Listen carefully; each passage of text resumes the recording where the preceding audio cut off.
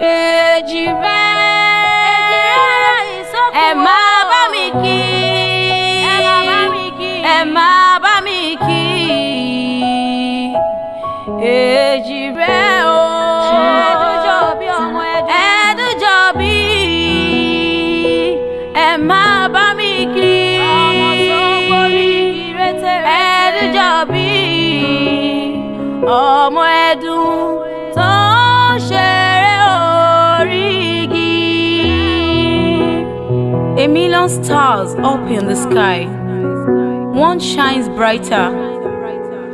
I can't deny a love so precious, a love so true, a love that comes from me to you. The angels sing when you are near, within your arms.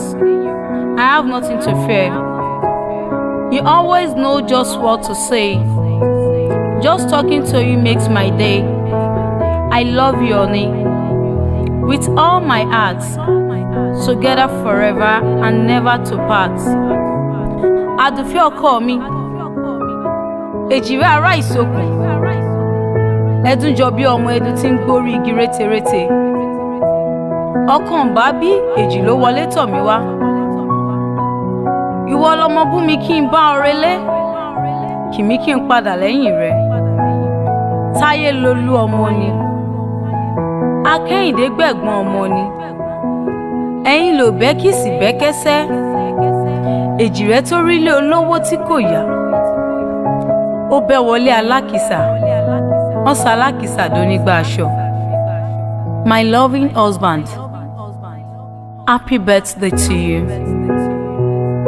From your loving wife, Adenike, I'm saying a big happy birthday to you. Long life and prosperity. Táyé lówó èjìrẹ́, ìgbà ọdún láyé ọdún kan ni.